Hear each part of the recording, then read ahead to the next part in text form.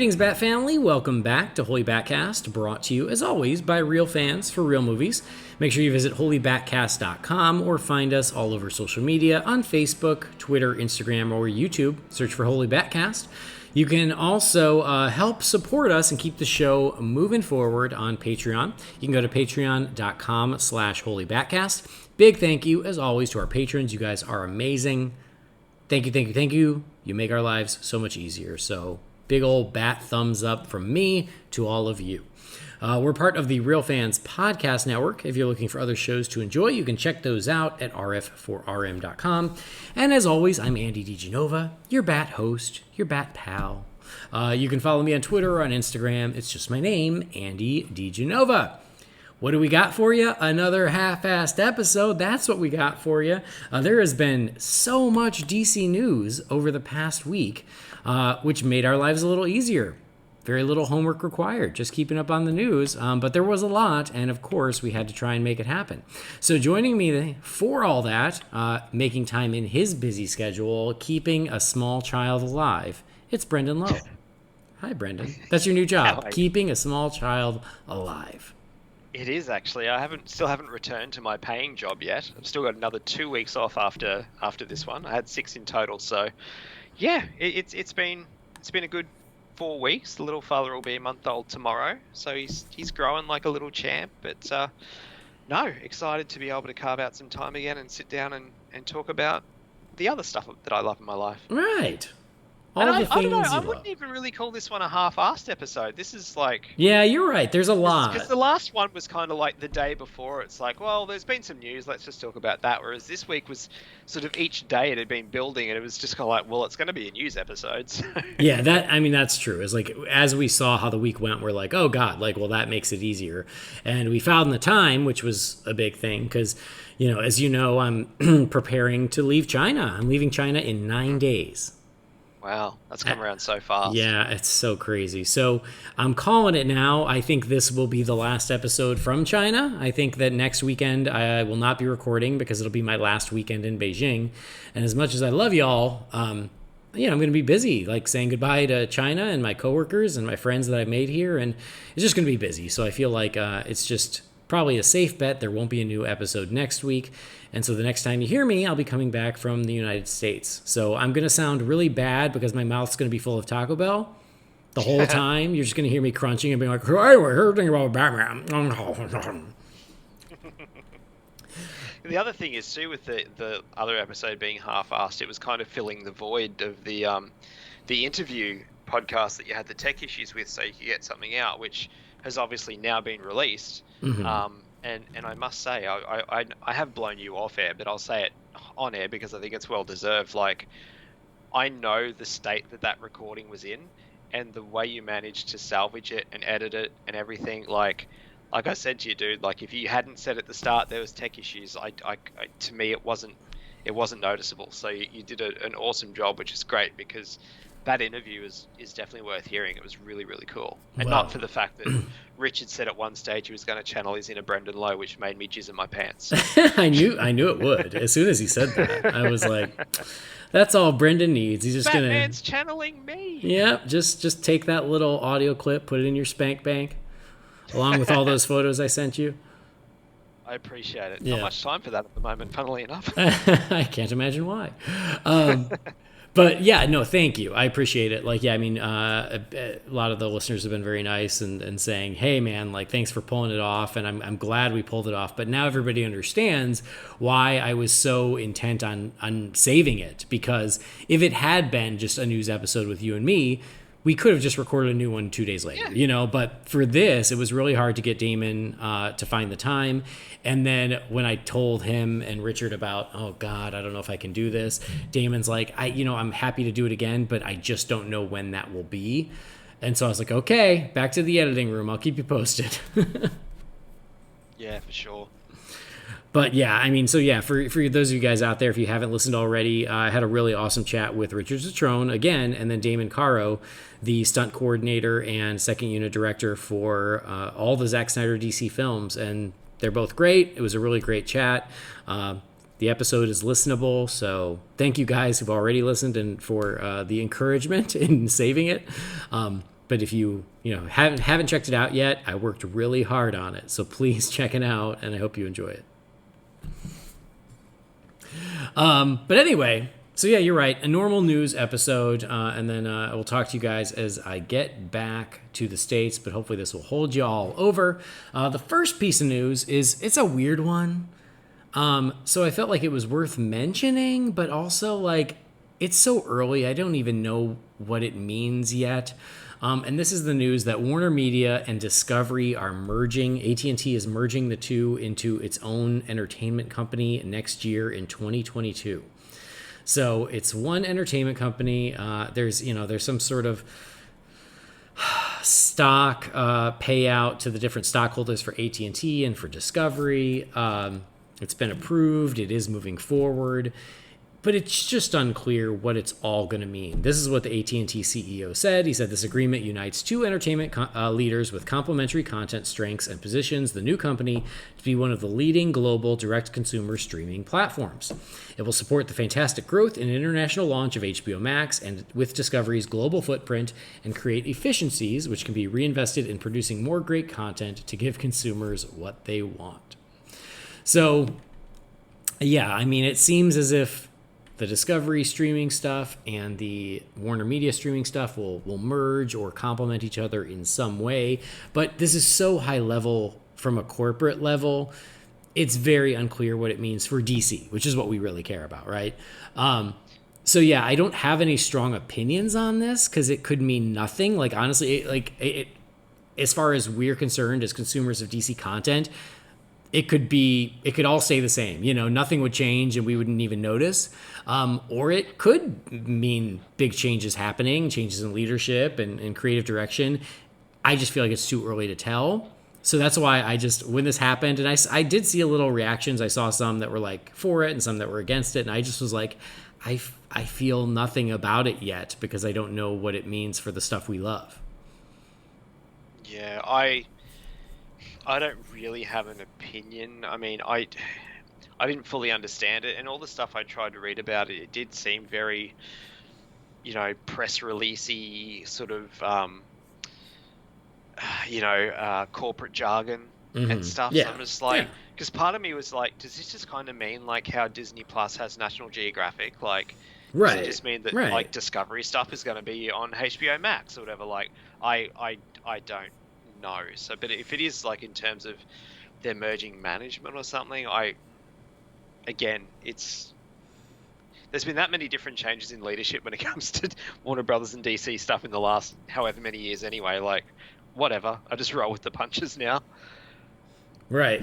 So, I mean, yeah, it does say the international rollout of HBO Max, which is a good thing, right? That this is, this is happening and this is going to help support that. So that's probably a big plus for folks outside of North America. And then it sounds like the Discovery CEO, David Zaslav, will serve as the CEO of the new company. But I don't know much about this guy. Don't know if we like him or not. Don't know if he's good or not. I haven't really been following Discovery's content. Not really my wheelhouse. So again, for me, it's like wait and see. It's not something that I'm losing any sleep over. It's not something I'm fist pumping about. It's just kind of interesting. Yeah, it's interesting with the international rollout of HBO Max. Like, just speaking from the Australian perspective, like I've said on the show before, like we've got Binge over here, which is sort of owned by Foxtel, who have the rights to HBO content in Australia. And it started off kind of very much its own thing. And you might get a couple of the HBO Max things, maybe a month or two after they hit HBO Max in the States. Whereas now with a lot of stuff, like it's day and date with HBO Max in America. Like we got the Snyder Cut on the same day. I know we get what's that Kate Winslet show that everyone's blowing up about, Mayor of something or other. That's the big HBO Max show at the moment. Like we get that day and date. We're getting the Friends reunion day and date next week. Like it kind of appears that Binge is more and more becoming our version of HBO Max. Mm-hmm. Hopefully it just means like content in terms of like the back catalog stuff might expand even more. But Yeah, just be curious to see if we actually get HBO Max or if it stays as binge and we just pretty much take on all of the content. Yeah. Very keen to see how that plays out. Yeah, it'll be It's even got interesting. the same color scheme, like, it's sort of that purpley pinky color. Yeah, the bisexual colors of HBO Max. That's the one. I support it. Yes. I think it's great. Speaking of HBO Max, though, and this wasn't on the list, so surprise, but it's because it's barely news. But I'm very excited about it. Super Friends is joining HBO Max finally. Oh, nice. Yeah, so like the animated That's the kind shows. of stuff I want over here. Yeah, the animated shows, like most of them made their way to HBO Max almost immediately, and then Batman Beyond, Batman the Animated Series, I think sort of followed pretty quickly after the launch. Like they've all slowly been making their way, and now Super Friends is finally coming, which is great because that's one that I always love putting on in the background. Just makes me feel safe and warm, and so I was like, oh yay! So I think eventually they will all get there, but still no sign of the DC Yule log. So guys, come on. You already have it. You got the media file. All you got to do is upload it. It's really easy. It might already be uploaded. You might just have to change the pathway so it goes to HBO Max. Get your shit together is my point. People want to complain about... for your sake, they do. People want to complain about DC having no plan. As long, you know what? I didn't agree, but now I agree because there's no DC Yule log. That is the plan I need. I mean, I still don't really know what a Yule log is, but I'll take your word for it. I mean, not to say I have a log. I'm not saying I don't have a log. Yeah, I don't have a log. Oh, It's just the season to be merry. that's my name. No shit. Jess and I say can't see the line, can you, Russ? All the time. Anyway, no, really news HBO Max. I mean, that was real news, and I'm excited about it.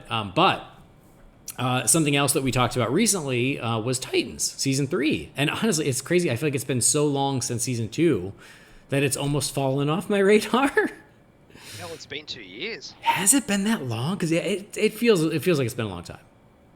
Yeah, I think it was 29. Was it 2019 into 2020?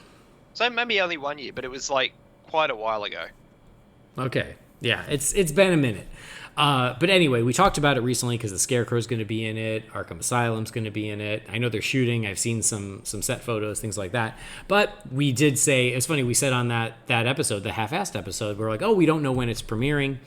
And now we know. There was a tweet out through the DC Titans Twitter, and it says August of 2021. Yeah, the cast put together a cool little video. Yeah.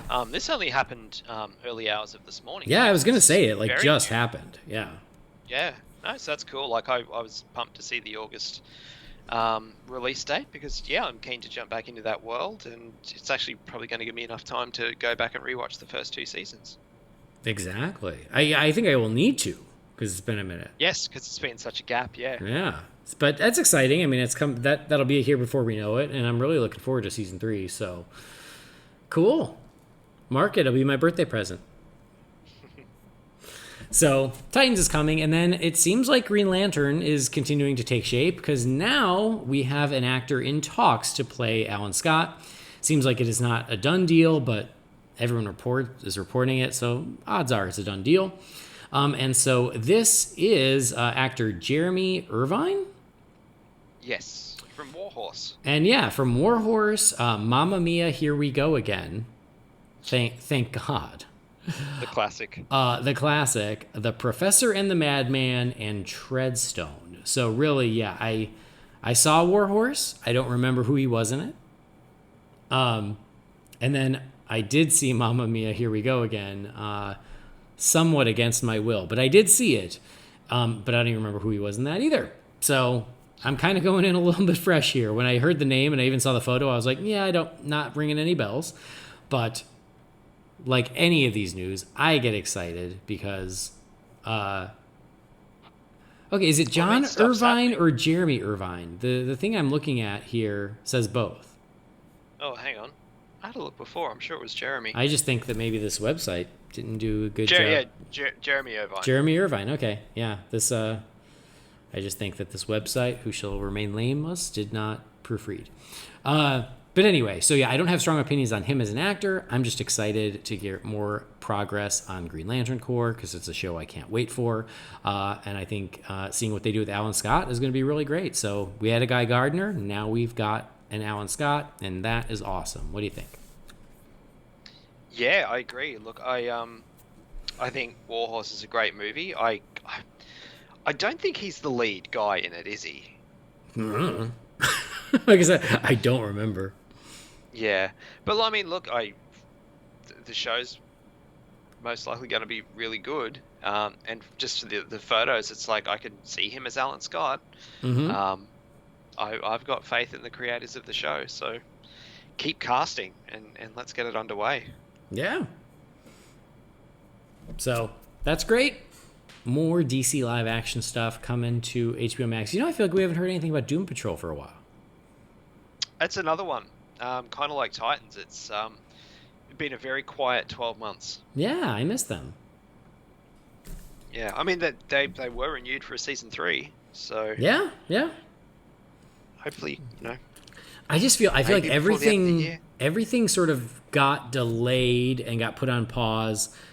Yes, for the pandemic, but also when they transitioned to HBO Max, I feel like those two things sort of just made everything, delayed a little bit, and now it's all starting to come back to life. But, that makes sense. Yeah, but HBO Max is, they're giving us live action content, and they're also going to start giving us animated content. Who are they? They are. So, I mean, we already knew about the Aquaman thing, which we've talked about previously, and we'll see how that goes. Sure. But we are also going to spend some time with Superman in animated form. A new animated Superman series called My Adventures with Superman is coming to HBO Max and Cartoon Network. So Jack Quaid from The Boys will be Clark Kent and Superman, and Alice Lee from Zoe's Extraordinary Playlist will be Lois Lane. Here it says the series will focus on Lois and Clark and their best friend Jimmy Olsen as they begin to discover how to work together as an investigative news team. The story will focus on Clark building up his secret identity while Lois is mentoring Jimmy and becoming a star reporter. It will focus on the budding romance between Clark and Lois. Amy Friedman, the head of Kids and Family Programming at WB, says this: Superman has remained one of the most iconic and beloved superheroes in the world. This fresh take from Warner Brothers Animation delivers a modern, relatable Clark Kent alongside a fearless, whip-smart Lois Lane who are navigating the small tasks of both becoming adults and trying to save the world. And then Sam Register from Warner Brothers Animation says it's been a great partnership with Cartoon Network and HBO Max to bring more DC superheroes to the platform in new and creatively interesting ways. This is the first animated Superman series in many years, and we want to tell our Superman story through the trio of Clark, Lois, and Jimmy, whose relationship dynamic will allow for rich, serialized, and engaging stories as we explore their lives as individuals and their journey together as friends. So with this announcement also came a little bit of artwork. So we got to see how Clark, Lois, and Jimmy look.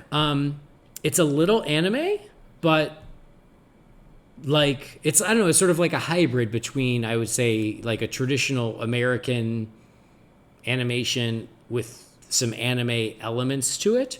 But feelings on the show, and then what have we seen of the art? Well, of the art style, I'll say it sure as shit looks a lot better than the Aquaman show. Absolutely. It looks like it's going to be fun, and potentially funny with the animation style. I do hope, and nothing I've read has confirmed any of this.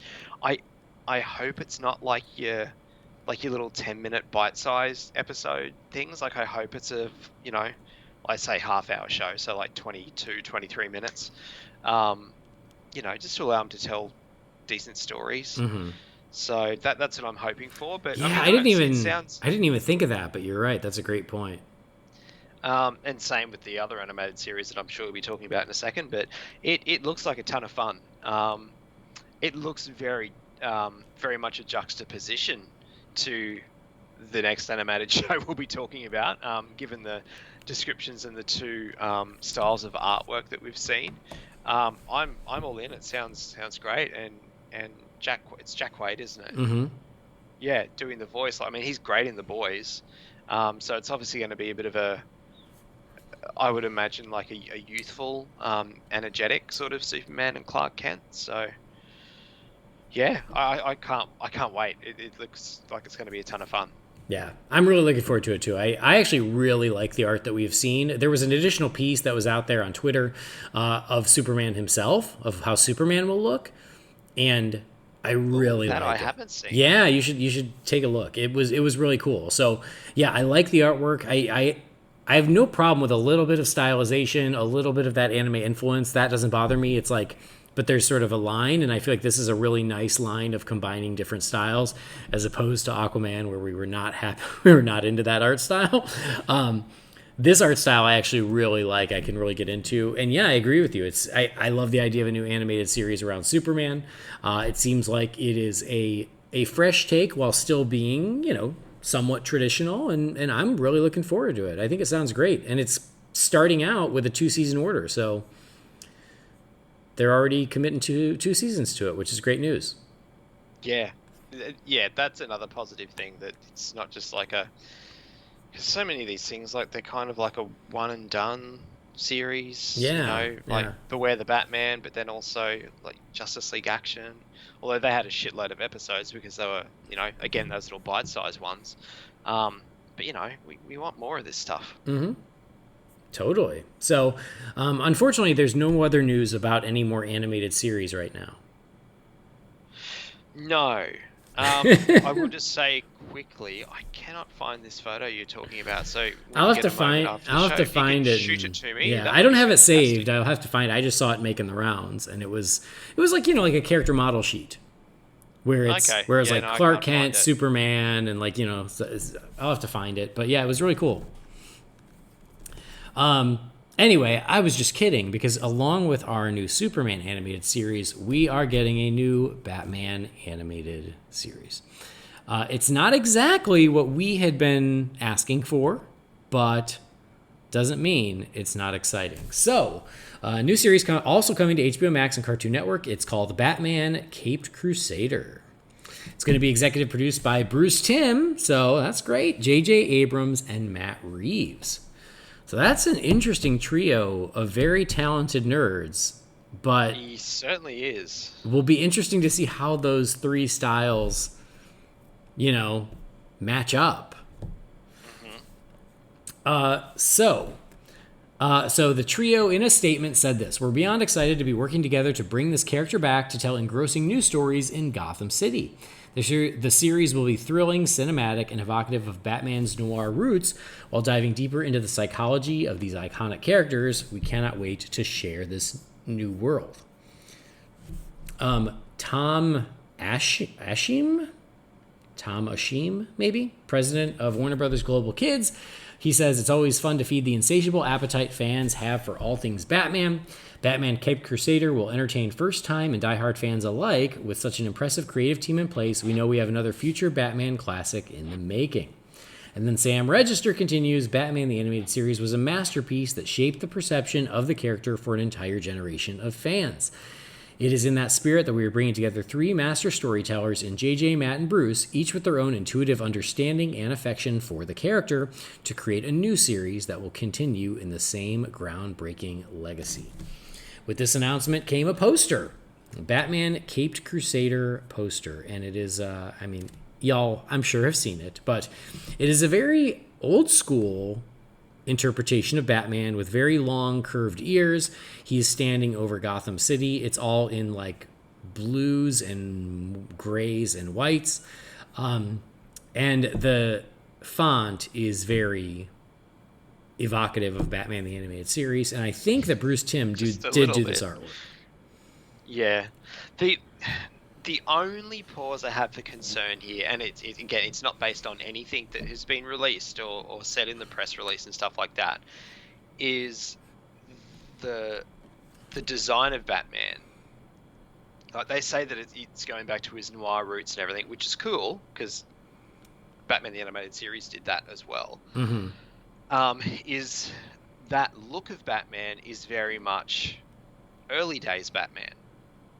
So I similar to what we were saying the last episode I was on with, the Batman movie and everything, is just like, don't let this be Batman starting out. Yeah. I mean, if you're gonna set it like noir and stuff, and maybe give it like a 30s 40s feel, awesome, go for it. Like, if that's the design you're gonna go with, that I'm totally on board. That's great. But yeah, please let it be a bit more established. Don't let it be Batman finding his feet. I'm kind of over that, as everyone knows who listens to this. So yeah, but other than that little, like, moment of sort of raising an eyebrow, going, I'm all in. Like, I've been wanting a new Batman cartoon series for years. It's been 8 years since there's been a Batman cartoon, believe it or not, or like a solo Batman cartoon. Yeah. So yeah, it's been a long time. Yeah, I mean, honestly, I pretty much agree with all of that. I am so excited about a new Batman animated series. I think this is a really cool creative team. That all makes me very excited. Like you, the design for Batman is the only thing I'm not totally in love with, just because I don't. My favorite Batman isn't like first appearance Batman, and that's almost what this looks like. I don't have a problem with the design. It's just potentially what that design could mean. Sure. For the story. But like, the artwork I think is cool. Like, if they're going to go that route and make it noir, I have no problem. I just don't want it to be early days Batman. Yeah. So, but I'm sort of just holding off until I see more of the design of Batman and the villains and the Batcave and the Batmobile and all that. So right now I'm really excited about it. I think it's great. Can't wait to see more. I don't think, we don't have premiere dates on this or the Superman show, so it's just sort of wait and see, but it's really exciting. We have been saying we've been wanting a new Batman animated series, and God, I feel like we've gotten the question 100 times in the Wayne Manor mailbox of like, oh, if you were to do a new Batman animated series, what would you do to make it different? And it seems like they had those conversations too, and so I can't wait to see what they come up with. I think that, right now I'm really excited. I can't wait to see more. Yeah. No, totally agree. So it's not the resurrection of Batman the animated series, but it's still pretty darn cool. It's like, it's very much in the spirit. Like, it's not doing like a sort of a 180, and I'm not saying this in a bad way, like a Brave and the Bold, or oh Christ, I'm blanking. The what was the CG one called again? Beware the Batman. Beware the Batman. Yeah. Yeah. It's which I was never really a big fan of, but yeah, which is another reason why I'm so stoked for this, because yes, it's been 8 years since that animated series was out, but that was one that I wasn't too thrilled with. So yeah, you're right. No, this is awesome. I can't wait to see it. So animated Batman is always a good thing, and we are getting more animated Batman. So Batman The Long Halloween Part 1 is coming out next month, which is so exciting. I can't wait. That seems really close to me, like, because JSA has just come out. Yeah. Like, it feels like this one's coming out very quickly after JSA.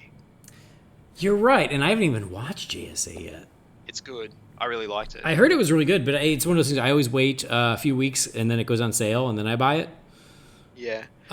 So I will say, though, because I don't know if this was intended or if you knew this going in or not, like, it's very much set in the world of that Superman movie that came out late last year. The Man of Tomorrow?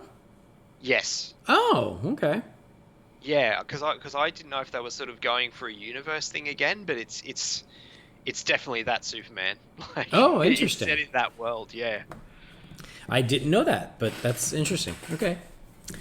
But you're right. That one is relatively new, but The Long Halloween Part 1 is coming on June 22nd, which I'm actually really excited about. But my guess is, even though we don't have a release date for Part 2, I think that's because they want Part 2 to come out for the holidays this year. Mm-hmm. Maybe around Halloween. That would be cool. That would make sense, right? So you do the first one in summer, you do the second one at Halloween. It's called The Long Halloween. Yeah. But anyway, there was a new trailer for The Long Halloween Part 2, and this is where I just have to own the fact that I didn't even realize it, and so I did not watch it. I did watch it. Okay. So you tell me your thoughts, because I completely lost track. Well, it's funny. It's one of those things, like, having not seen the first movie yet. Yeah. But it looks really good. Like, it's a continuation, obviously, from what we saw in the first trailer. I think we got we got to hear a bit more of Josh Duhamel's Harvey Dent in this trailer than what I can remember was in the first one. We get to hear his Two-Face voice. Which, quick side note, I've been watching Jupiter's Legacy on Netflix, and Josh Duhamel, I'm just like, man, you could have been Batman or Superman. He's got that look about him, and I didn't realize he was quite as good an actor as he is, because he's very good in Jupiter's Legacy. But for him to be doing Harvey Dent makes sense and is pretty cool. I'm down for it. It just looks like it's going to be it looks like The Long Halloween. Yeah. Well, and you're right. Like, I think part of the reason I was not in a rush to watch it is I'm like, well, I want to see the first movie first. Yeah, I did find it a little odd that this was released, because from memory, the other two-parters, they've never, like, you don't get the trailer for the second one till after the first one's out. I'm almost positive.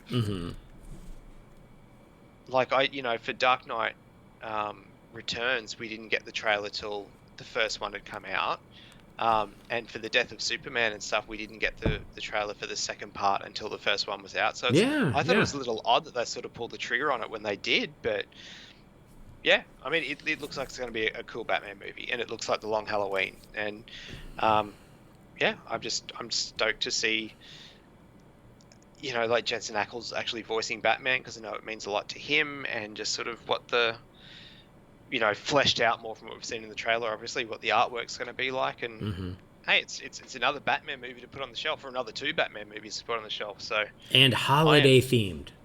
Yes, I am there.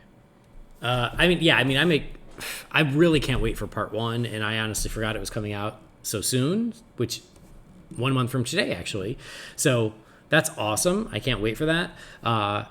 And you know what they're going to do is, I'm going to see part one, I'm going to see part two, and then they're going to get me to buy both as one movie, the same way they did with The Dark Knight Returns and with the Death and Return of Superman. And I will do it anyway, because I actually really like watching those all in one movie. Yeah. Because let's be honest, they really are, right? Like Dark Knight Returns, it's one movie. It's just one long movie. But that's how I like to watch it. And now, same with The Death and Return of Superman, it works better as one movie. And I feel like this will be the same. So they're gonna get me 3 times for this, because I am a sucker. Well, you're only human. It's true. I could be spending my money on drugs, but I'm not. This has the same effect, and it's just not as bad for your health. Right. But yeah, and then I do love the cover art. The cover art for both are really awesome. They are. It's great. And I like how I like how the first part has like the Joker face on the front, and then the second part has Two-Face, like Two-Face, like the Two-Face side of Two-Face. Part of me is kind of like, oh, is it a missed opportunity that you didn't do Harvey and then the scarred side? But no, like the art. It's funny. I always find that the artwork for the movies is sometimes better than the artwork of the movie. 100%. Yeah. Which is weird, but it is what it is. And I mean, the artwork is usually amazing, and I love it. But yeah, you're right. It's not usually as good as it's better than what you see in the movie. But yeah, these are great. So I can't wait. I will watch the trailer maybe after I watch the first movie. But maybe the reason that they released the trailer is because they knew they were going to announce the next animated movie. Because coming up after The Long Halloween Part 2 is Injustice: Gods Among Us. Oh, guess what? We have a date for The Long Halloween Part 2.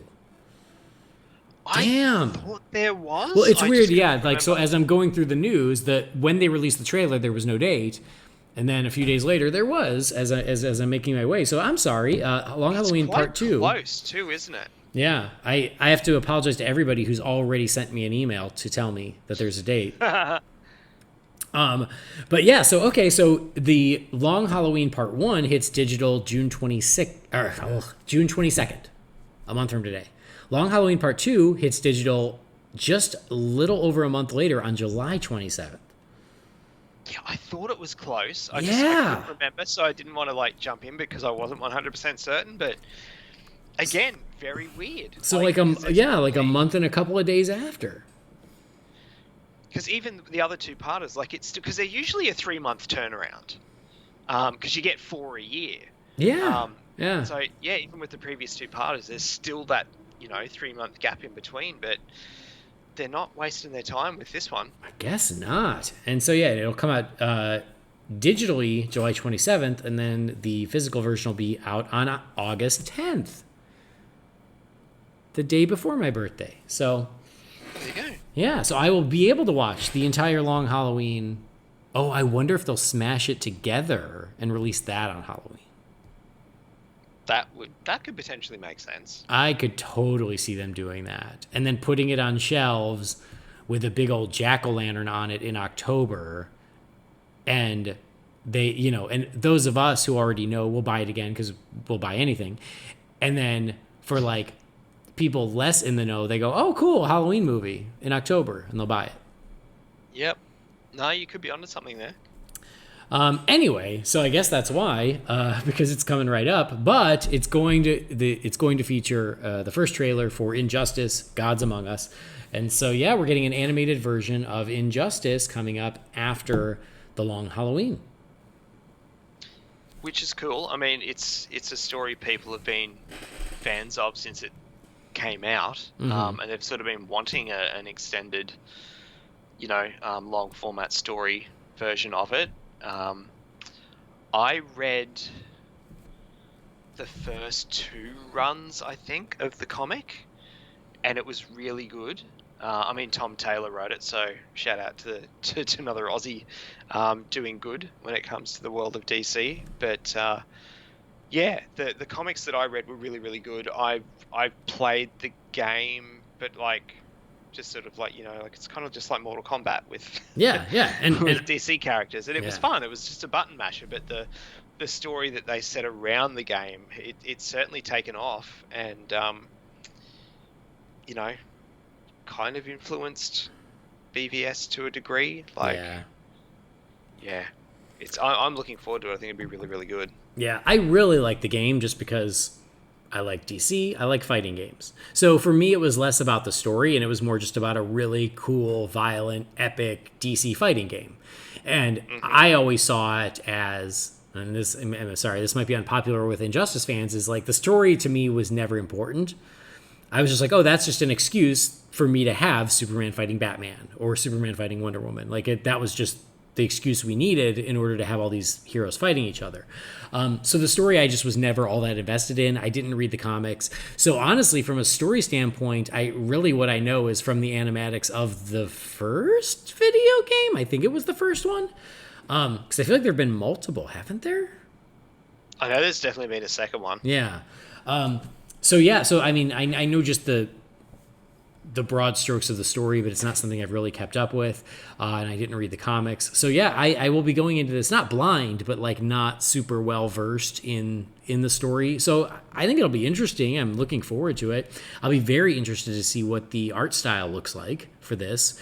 How much it will emulate the games. It'll be interesting because sort of the way they did the Assault on Arkham in the style of the Arkham games. How is this going to look?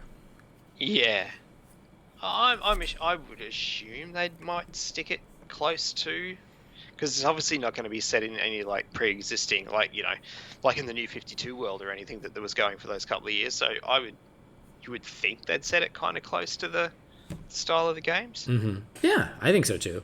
And for me, like these animated movies, what I love about them is you can do an Injustice, and I'm just like, sure, great, why not? Like I don't have the same sort of vested interest in them because I always know there's another one coming 3 months down the road. So I'm like, yeah, take chances, do something different.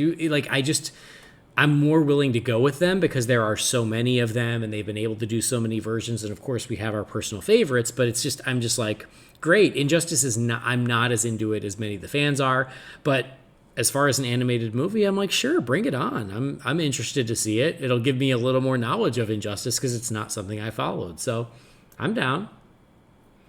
No, fair enough. So yeah, interesting. Oh, but I gotta tell you, I'm even more excited knowing I'm gonna get the entire Long Halloween by the end of the summer. I'm really excited about that. Anyway, so yeah, Injustice coming, and then yeah, we'll get a glimpse of it. Excuse me, sooner than later. But cool, works for me. More animated DC goodness, but there is animated DC goodness that is coming to theaters. Allegedly, yes. You know, and this was one of those things that was like announced, and like it was one of those, I think we all went, huh? And then it sort of went away, and then it felt like it came back, and then they put a different release date. So it was just one of those like kind of wait and sees for me. And I'm talking about the Super Pets movie. Yep. But apparently it has a new name, and that new name is DC League of Super Pets. Sure. But the big news about DC League of Super Pets is that we have our first vocal talent, and it's somebody who's already in the house, who's already part of the family, who's already working on his entry into the DC film universe, and that is none other than Dwayne Johnson. We love him. National treasure, Dwayne Johnson. Who doesn't love him? If you don't love him, I don't want to know about it, because how can you not? So not only is he busy filming Black Adam, he will also be voicing Crypto the Superdog in the Super Pets animated movie. So Brendan? It certainly took me by surprise. It was one, I think the same to you. I kept forgetting that it was a thing. Yeah. And like I said when I shared the story in the Real Fans group this morning about Dwayne Johnson, I was just like, well, this has escalated quickly. That's a huge get. Like, he's the biggest star on the planet, and he's voicing Crypto in this movie that no one's asking for. So, look, like anything, I'll watch it. I don't know if I'll go to the theater to watch it. I'll probably go to the theater. I'll be honest. I'll probably go. I went into the theater to see Teen Titans Go to the movies. I wanted to, but it never. By the time it came out here, it was kind of all over the place anyway, because they pushed it back for months and months and months. But I mean, look, honestly, it's one of those things. If it wasn't coming out for another, say, 3 years or something, it could be a potential, like, you know, Henry's first trip to the movies with Dad type of situation. But I think it'll still be too young by the time it comes out. But I mean, look, I'll definitely watch it. If they can get The Rock to voice Crypto, I'm very curious to see the other cast members, you know, that they're going to get to voice the other characters. It's so funny to me that, like, you know, an IP like Injustice, which has huge fan, you know, following of fans around the world, and it's a straight to DVD, like, just part of the DC animated slate that we get every year. Mm-hmm. And, you know, DC's League of Super Pets is going to the big screen and starts the friggin' Rock. It's like, okay, sure. That's a decision that you have made. It's puzzling to me, but Yeah. look, it's The Rock, man, in another DC movie. So I'm kind of glad that it seems that DC have locked him down, which is good. For sure. And it it is weird, it is random, but, like, I'm not mad at it, you know? Like, much like Teen Titans Go, which I know took me some time to warm up to and took me time to make peace with, like, as Jamie likes to say, not everything is made for me. Not everything is made for you. And I love things that might get younger fans hooked, and this could be that. So why the heck not? I do remember, and I just had to look it up as we were talking, because I remembered, like, oh, I feel like we had seen official artwork at a certain point. It might have been DC Fandom. But yeah, there is an official. That rings a bell. Yeah, there's an official shot of Crypto out there of how he will look in the movie, and the design is actually really good. I like it. I like the animation style. I like how he looks. So yeah, why the heck not? and who doesn't love Dwayne Johnson? Him as Crypto? Hell yeah, that sounds super fun. So I'm actually kind of looking forward to this. Like, it's never going to make my list the way a new Batman movie or a Justice League movie or whatever. It's never going to make that list. But at the same time, I'm like, you know what? Like, for kids, that's cool and different and unique, and I like the animation, and why the hell not? I'll give it a shot. Who knows? This could be another Lego movie. Exactly, like when right? when that was announced, everyone was like, "What?" Including me. And that movie, yeah. Oh yeah. And that movie became a juggernaut. But look, am I misremembering this, or am I confusing like the stuff that was in Teen Titans? But was there also meant to be like a Cars by the way of DC? Or was that like an animated series? Oh, I think you might be misremembering it. Okay, because Like- I knew, like, I remember in Teen Titans Go, there was like Batmobile the movie. Yes. But And I'm there have just, been like, when the- there have been years of fan art of stuff like that making the rounds. I even have a T-shirt that's the Batmobile from Batman '89, but done in the style of Cars. yeah, I just And find that I don't think it was ever a real thing. When they announced the Super Pets thing, I thought there was also like a, like a Cars-esque Oh, type God. thing. But no. That's As right, it was- as you're saying it, you could be right. I want to say there was like maybe an animated series, a Batmobile and it animated was series. like sort of like for preschool aged. Yeah, you know what? I think you're right. I think you shook loose that memory, and I think you're right. So hold on, stand by. That's gone quiet. You're right. I had forgotten all about it until you just said it, and but I think I want to say Because I think it was kind of like going to be, like I guess like DC's version of like a Paw Patrol, like that kind of thing, but very much for like, your aged, 1 to 5, like preschool age type thing. Huh. Let me see here. But again, it's DC, like so much stuff gets announced and then doesn't always come to fruition. So. Right. Because I'm pretty sure we were, when we discussed it originally, like we were laughing about it, saying how it's kind of like Teen Titans Go to the movies. Oh, here we go. It's Here we go. Found it. Batmobile animated preschool series ordered at Warner Brothers Animation. This story came from October of 2020. Was it not? Oh shit! I thought it was a couple of years ago. So yeah, less than a year ago, and then it even had artwork, and the artwork is actually kind of cool. Huh? I can't even remember the artwork. Wow! Holy crap! I completely forgot about this. It's called Batwheels. That's right. And the main crime-fighting crew is Bam, the Batmobile, BB, the Batgirl Cycle, Red, the Redbird, Jet, the Batwing, and Buff, the Bat Truck.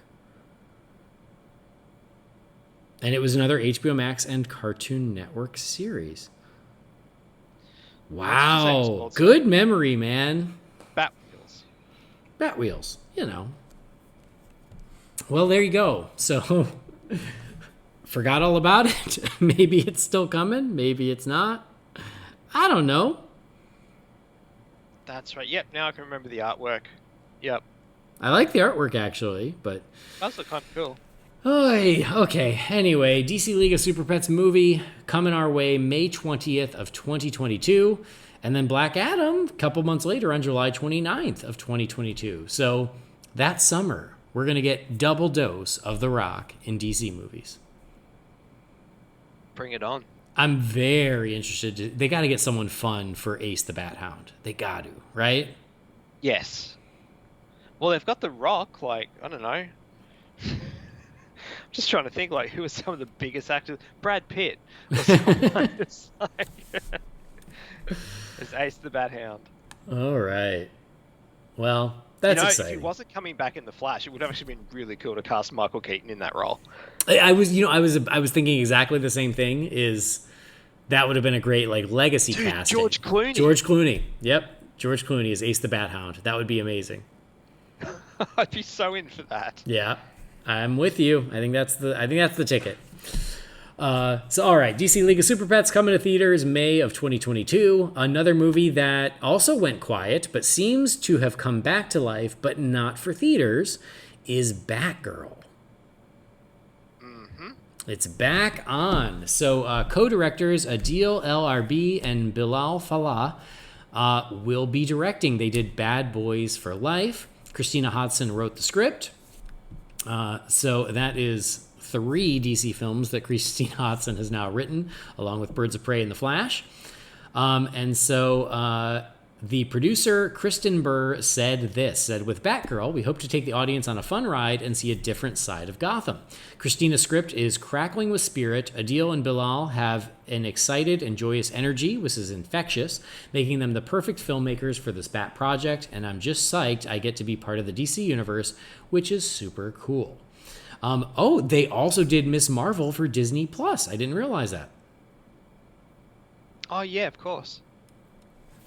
I didn't know that was them. Like, I knew Miss Marvel was coming to Disney Plus. I just didn't know it was them doing it. So apparently, maybe the word around town is people were happy with what they did with Miss Marvel. So why not Batgirl? All right. Batgirl is back in a movie, but for HBO Max. Brendan? Yeah, I mean, I know, like, years ago, it was like a big screen thing, but I thought recently-ish, again, I might be misremembering, I don't know. I thought it was sort of going to be a HBO Max thing. So when they said that in the press release, I wasn't surprised at all.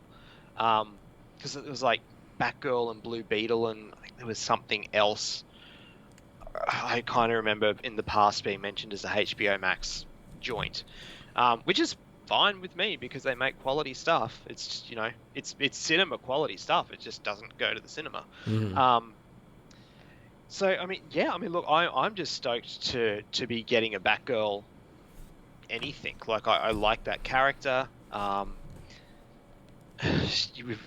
She's only ever really been done in the 60s show, live action. I mean, Barbara Gordon was obviously in Birds of Prey, the series.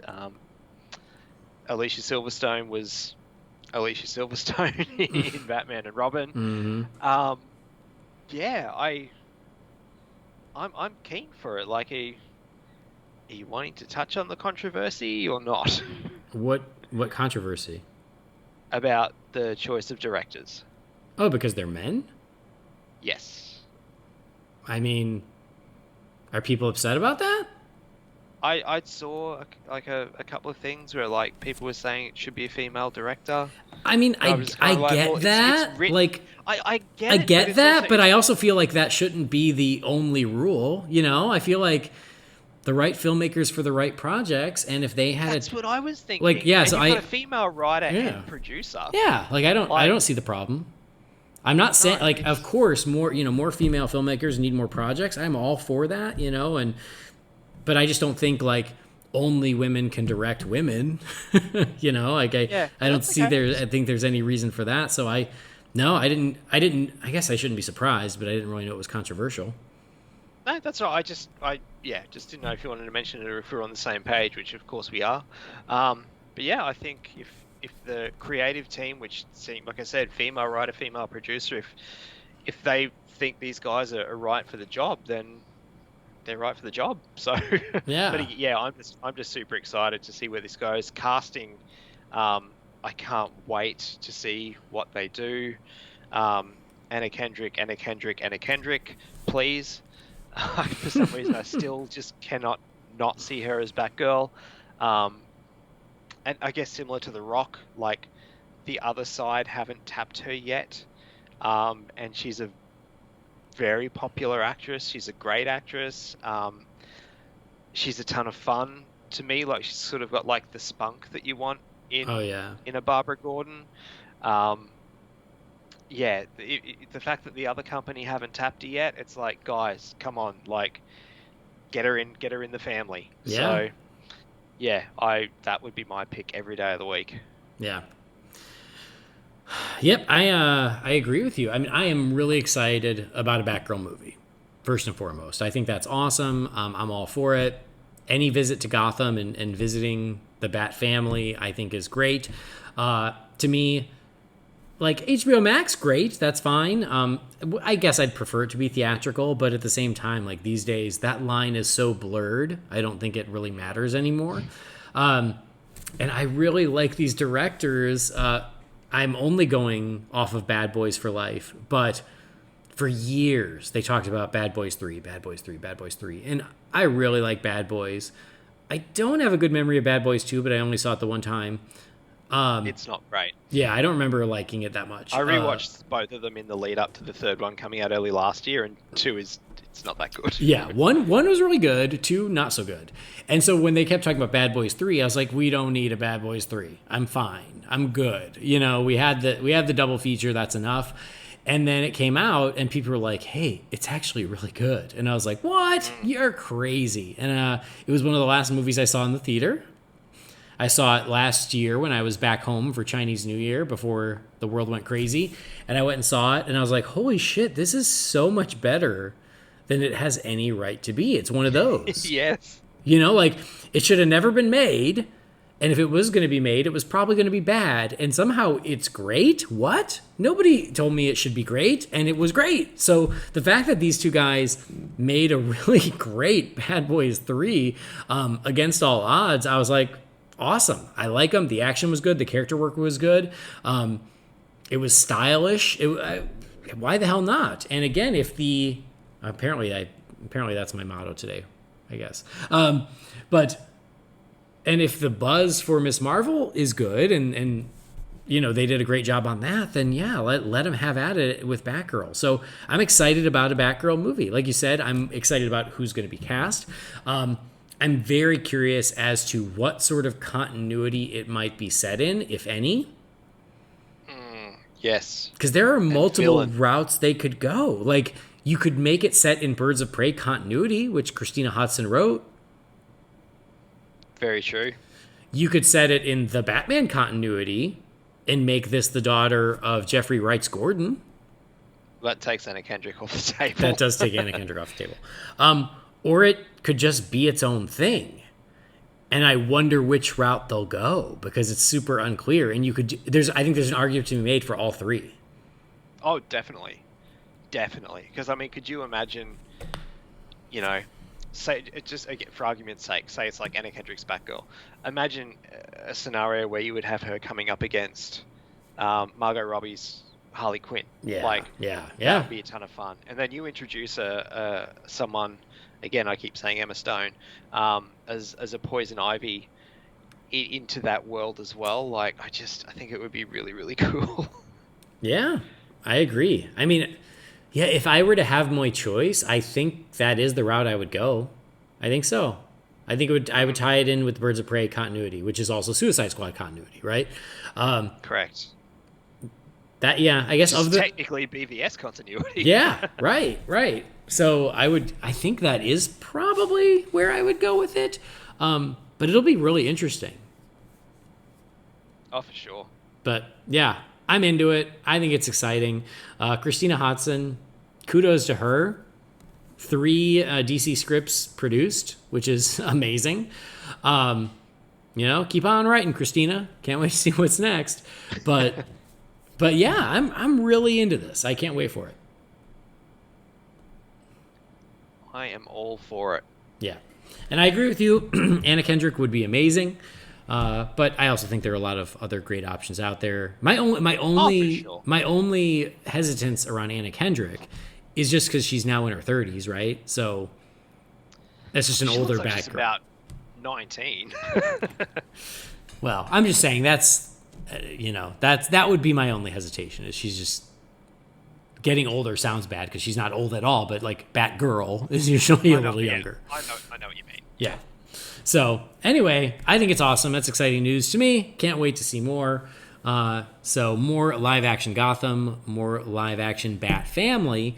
But of course, we have more live action Batman coming. So the Batman is getting closer and closer. We continue to get little bits and pieces as we go. And a lot of bits and pieces came out last week. It looked like, so if you guys hadn't been paying attention, which I'm sure you have, there was a bunch of artwork, promotional artwork for the Batman that was, I think, leaked. I don't think it was released. I think it was leaked. I think it was leaked. It all kind of looked like it was from a calendar. Yes. It looked like the pages of the Batman calendar that will be available for sale very soon. And so, yeah, it was all promo artwork of lots of the Batman, but a little bit of the Riddler and of Selena Kyle. I think that was all I saw was Batman, the Riddler, and Selena Kyle. Was there anything else in there? Maybe the Batmobile. The Batmobile, Yeah. definitely was. Let me just double check, so I know exactly where I can see that.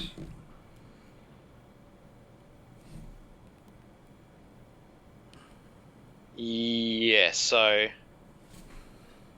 yeah, kind of just Batman, Batmobile, one of Selena on a motorbike, and just sort of then other like random things like Hero with the bat signal on it and stuff like that. Yeah, yeah. A lot of exactly a lot of different angles of Batman with different coloring and shading and shadow and whatnot. Yes.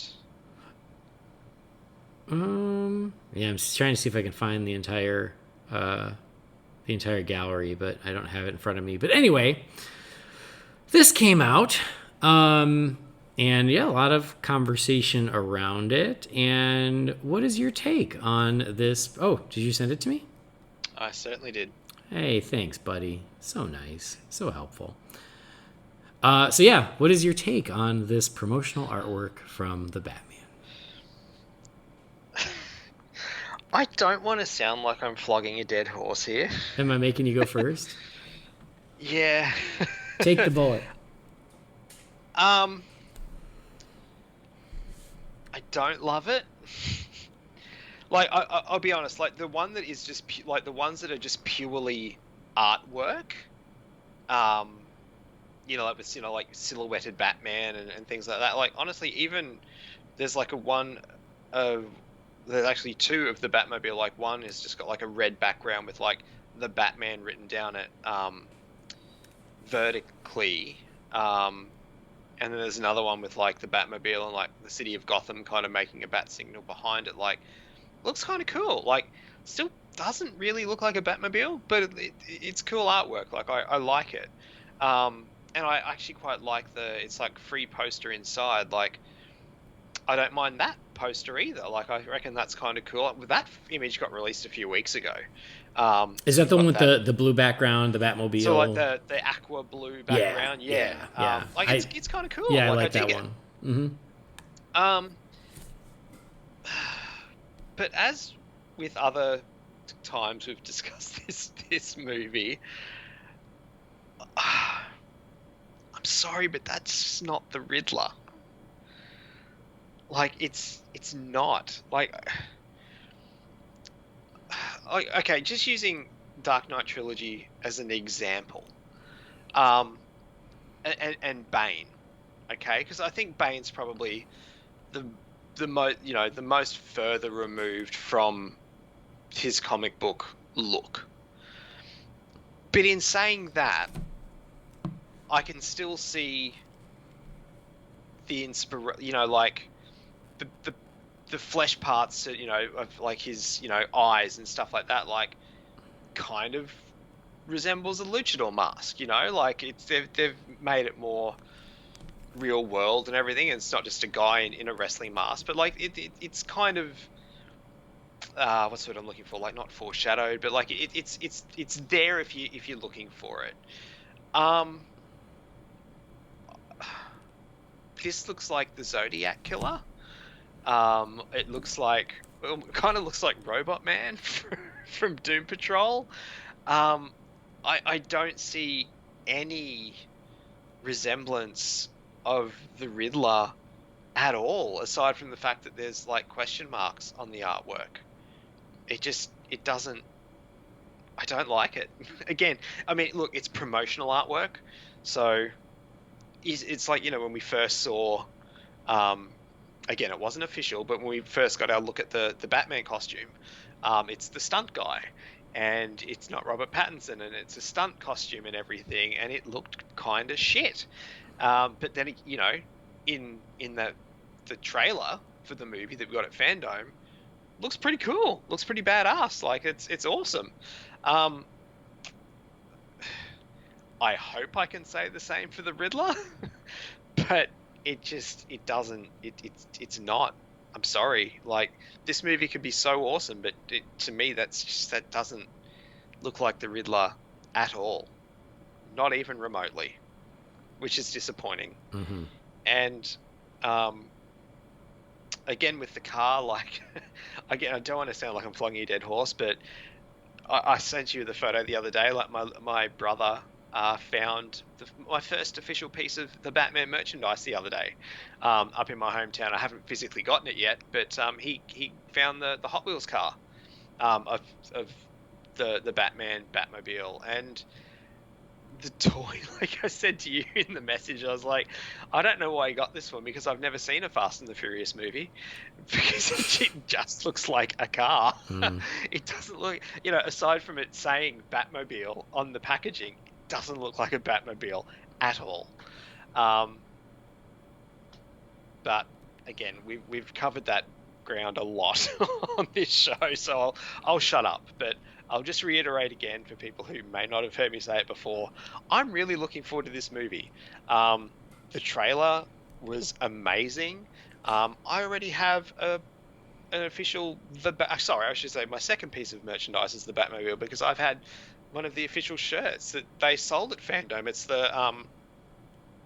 the image of Pattinson as Batman that's featured in the poster we're talking about, with sort of like the blue-green artwork behind him, but it's just Pattinson, obviously, on a black shirt with some red behind him. I wear that shirt all the time. Like, I'm looking forward to this movie. It's just really not the kind of movie I'm asking for, and aesthetically, given where we have been with Affleck, it feels like, with Affleck, we were 10 steps forward, and now they've taken 15 steps back. Mm-hmm. And I'll shut up now and let you hang yourself as well. I don't know what you're talking about.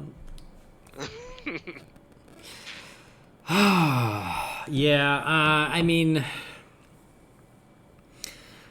I think we're very much on the same page, as is usually the case. I have warmed to the Batsuit. It's still not my favorite Batsuit. I'm not in love with it, but I've gotten used to it, and it looks far better in subsequent views that we have gotten of it through artwork, through other photos, through the trailer. It looks far better in all of those things than it ever did in that initial reveal, or the stuntman. So the Batsuit I think is pretty good. I like the Bat Cycle that's not on here, but I like it, and I want to point out something else I like. I'm with you. I don't like the car. I still don't like the car. I thank God that toy you bought is labeled Batmobile, because that's the only way you would ever know. And I'm very disappointed with the aesthetics of the Riddler. I think that Paul Dano's a great actor, and I think that what we heard in the trailer was chilling and scary, and I'm super down for that. But aesthetically, the weird gimp mask, what? Like, it's bizarre. I don't like it. And even in the trailer, I was kind of like, okay, well, this is probably the beginning of the movie. This is probably what he wears at the beginning before he really, becomes the Riddler. But the fact that there are multiple shots of this look on a calendar makes me go, oh no, that's the design. That's what they're going with. And that's disappointing. Like, that's really disappointing. I'm okay with different interpretations. I'm okay with trying new things. But I feel like, to your point, if I had seen a photo of Bane, and they go, who is that? I'm like, oh, I think that's Bane. And I get it. It's a little far from the initial, but I go, yeah, it's a big, huge bald guy with a mask. And okay, yeah, I can still see Bane there. But if you had shown me this picture and go, who is this from Batman? Would I say the Riddler? Probably not. He's just not recognizable as the Riddler. And the same thing with the Selena Kyle stuff. Like, the fact that she's labeled as Selena Kyle and not Catwoman. It just, to me, I just feel like we're getting a prequel to a Batman movie instead of the Batman movie I want to see.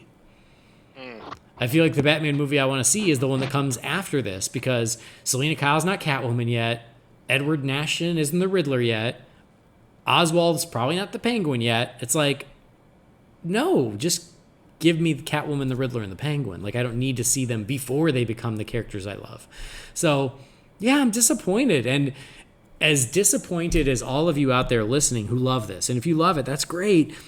As disappointed as you might be in me for not loving it, I'm even more disappointed that I don't love it. So trust Actually, me. yeah, I agree with that. That's a really good way of putting it. I wish I loved it as much as I know some people do. Yeah, I want to love it. It's a new Batman movie. I can't wait for a new Batman movie. I want to love it. But the stylistic choices made for this Batman movie, and I've said it before, is the closest I ever needed to get to real-world Batman was the Dark Knight trilogy. And I feel like even that aired a little too much on the side of reality. And this feels like it's going even further into reality. And it's like, it doesn't want to be a comic book movie. And it's Matt Reeves' choice. He's the director. Make your choice. And maybe I'll still love the movie. I certainly might. Maybe the story is so engaging and so good that the aesthetics don't matter anymore. And I love the movie. And I hope that's what happens. But aesthetically speaking of what I've seen, I'm disappointed. I want to love it, but everything I'm seeing, I don't love it.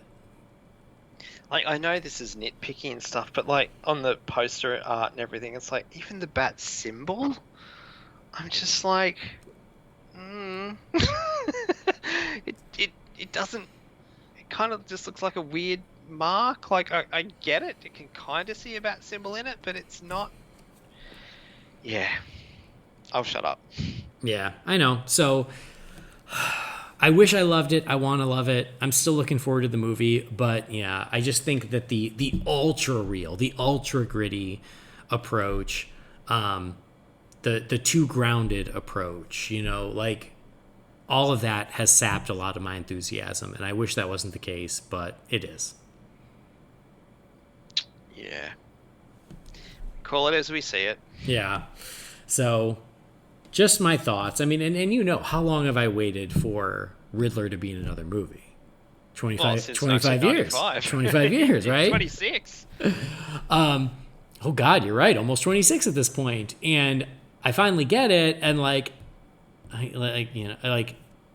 he does seem scary, and that's great, but I'm like, oh, you just couldn't give me something a little more Riddler, just a little more. I didn't need, I didn't need all the question marks everywhere. I didn't need the leotard, but a green suit would go a long way. Like, say for example, the animated series didn't exist. There was no prerequisite for it, but sort of the Marilyn Manson-esque look from the Batman animated series. Like, even if it was that, you could still go, well, that's different, but it still looks like the Riddler. Like, I can still tell that's the Riddler. Even that would be okay, but this just doesn't look like the Riddler at all. Yeah. And again, like with that clip that we saw last time where Matt Reeves said something to the effect of, oh, this is before they become the characters that fine, like that is an approach, that is a take, but then we're back in prequel territory. It's a prequel to a movie that I want to see that I'm not getting. Yeah. So anyway, I'm sorry, guys. I wish I could go, oh my God, they nailed it. I really do. But I also can't. I'm a bad liar, and I can't pretend to love something I don't. Yeah. And next time when stuff comes up about this, you can go first. No. I'm the host. We do it my way. True.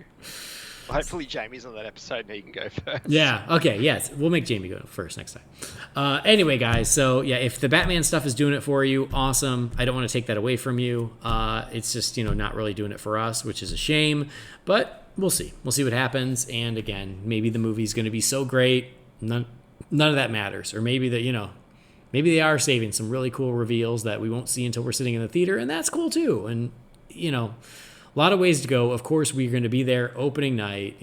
Nothing's going to stop that. But, yeah, we just have to give our honest reactions. Very true. Sweet. All right. Well, there you go. There's all the news that's fit to print, even though we're not printing anything because it's 2021. Print is dead. I was just going to say too, it's like it's not news or anything, but it's probably worth just mentioning just for the sake of it. It was 12 months ago yesterday since the announcement that the Snyder Cut was coming, that it was a real thing. Mm-hmm. And you and I jumped on the microphones at like 4 o'clock in the morning to record. Like you were still in America actually, so it was Yeah, like that's when 4 I was o'clock in the morning still stuck my in time. America. Yeah. To be like, well, this is just broken. Want to talk about it? Sure, it's 4 a.m. I'm working from home. Let's do it. So yeah, it was like I can't believe now we've got it. We've And seen what it, happens. and it's awesome. Sure as hell is. It's awesome. Cool. All right. Well, there you go. That's the news for now. Hopefully nothing too earth-shattering breaks in the next couple weeks before I get back. But, as always, we've got to check in with you fine feathered finks as we crack open the Wayne Manor mailbox. It's time again for the Wayne Manor mailbox. You've got mail. Darren, what is a letter for me? Maybe temporary. She wrote a letter. You're one hell of a messenger. Sizzle, Master Wayne. All right, finks. Here we go. This message is from Bill Darner. It says, "Hey guys, thanks for the awesome podcast and all of your current endeavors in the podcasting community. I think a Ta-Nehisi Coates Superman film sounds amazing, and here's why. I think showing the alien from Krypton coming to Earth in the mid-20th century as a person of color would add an incredible dimension to the character's acceptance and community and willingness to defend and support the community. If he's ostracized because of his skin color, would that make him more or less likely to come to the defense of law enforcement, average citizens, or citizens that matched his outward appearance at that time in the USA? If he was the hero that we imagine from the comic book canon, how would his appearance as a person of color lead to general acceptance of other persons of color by the community in the mid-20th century as opposed to the historical acceptance of persons of color in the community in the mid-20th century? That sounds like a story I'd like to see. Thanks for all your podcasts and all that you do to entertain my ears, Bill Darner." Thanks, Bill. Brendan, thoughts? I can't argue with any of that. Like it's all valid points. Again, like we said, like it's not that we're opposed to the movie. It's similar to the Batman. It's just like it's not the movie that we're looking for. But we're gonna go along for the ride. So what does it matter? I guess. Yeah, I mean, and I think all those are valid points. It's there's certainly the Superman movie we're looking for, but I do think absolutely there are interesting new angles to explore if Superman happens to be a person of color. I do think that gives you a lot of grist for the mill to tell compelling and new Superman stories. So I think your point is well taken, and I totally get that.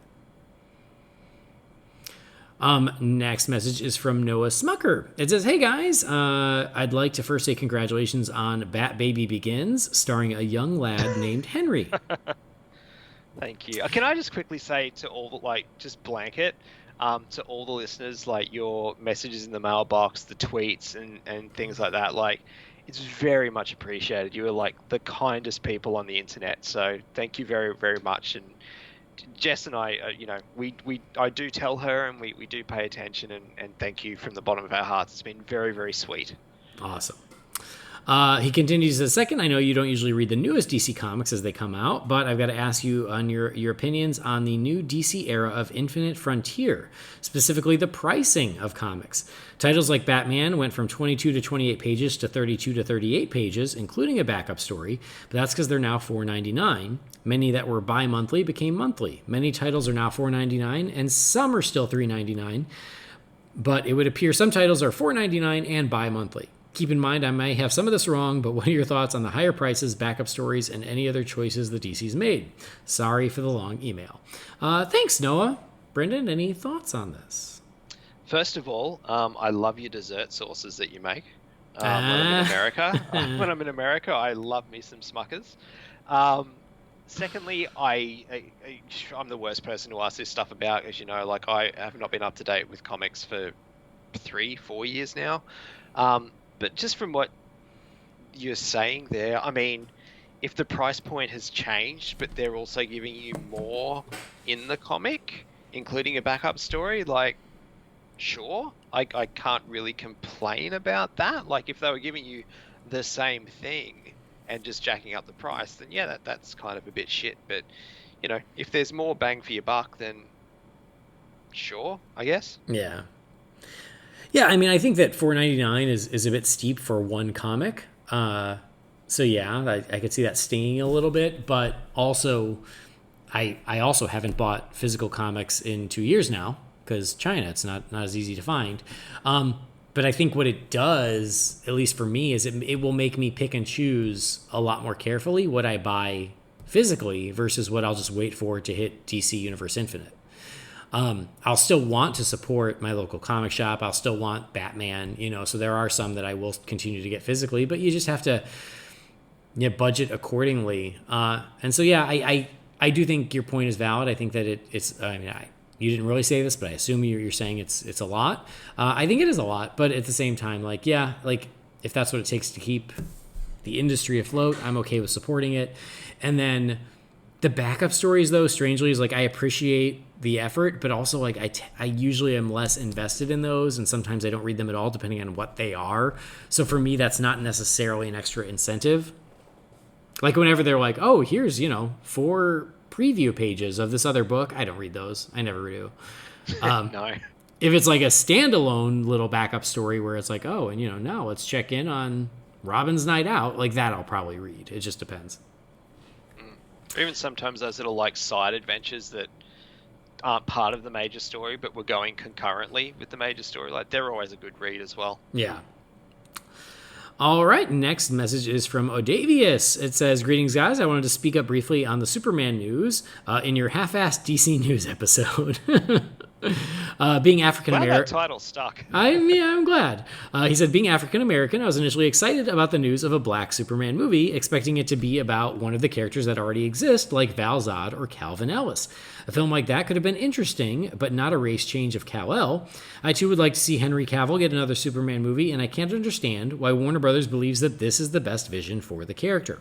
It continues to frustrate being a DC fan with Warner Brothers making these mind-boggling choices. Just wanted to give you some thoughts. Odavius. Thanks, Odavius. Yeah, interesting. Another thought about the potential Superman movie. Yeah, seems to be on the same page we are. So. Yep. I'll tell you who kind of did it brilliantly is Spider-Man.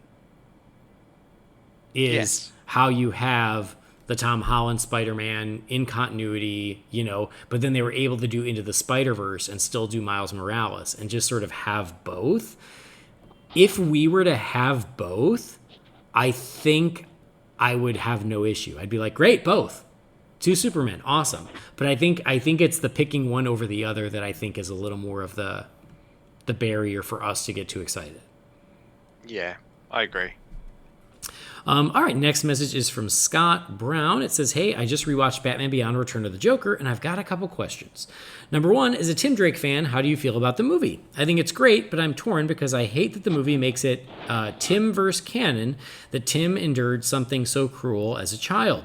I'd be more okay with it if it was considered an Elseworlds tale using Tim's characters and art style like Justice League versus the Fatal Five. Number 2, April 23rd of 2022 will mark the 20th anniversary of the PG-13's release. Any plans on an episode commemorating it? Thanks, Scott. So I guess the last question first. Because we just covered it last year, was it even last year or was it earlier this year? I think it was this year. Oh, I don't even remember. But because we just covered it, I don't think we'll cover it again so soon. So yeah, probably not. I mean, there's always an excuse to go back to it, but yeah, probably not so soon. But thoughts on what they did with Tim Drake in that movie, Brendan? Yeah, look, it's been ages since I've seen it. But I do tend to agree that it kind of sucks that, Tim, who is just like so nice and lovable, had this happen to him, and then in some ways is sort of the villain of that movie, even though it's still technically the Joker. That's that weird body swap type thing. But I mean, look, people still love that movie, and for me, it's probably the best Batman Beyond thing out there. But yeah, it's just unfortunate that Tim had to be the sacrificial lamb in that universe. Yeah. It's funny because I am a huge Tim Drake fan, as everybody knows. It's never bothered me. And I guess because I consider anything Batman Beyond as Elseworlds. I just don't consider anything Batman Beyond to be continuity or anything. Like, to me, that's always, here's how it could have ended up. And that's just the way I've always thought of it. So, yeah, I honestly never thought twice about it. If it was more in continuity, I think I might have a bigger problem with it. But, like, I've said it before, is like one of the reasons I'm not as in love with Batman Beyond as a lot of fans are, is because I don't like the end of Bruce's story of him being old, alone, and bitter in Wayne Manor. Like, I don't want that to be the ending for Bruce Wayne. But for the sake of this show, or anything tied in with this show, that is a way it could happen, and that's just the way I take it. Yeah, checks out. All right. Next message is from our pal Chris, the Objective Geek. He says, guys, first, congrats to Brendan on the birth of his first child. Guys, the kid's a month old. It's old news. I'm just kidding. I can't wait to meet my little nephew, Henry. I'm going to buy him so much crap he doesn't need. Okay. Anyway, it says, this is great. It says, now someone other than Andy can call Brendan daddy.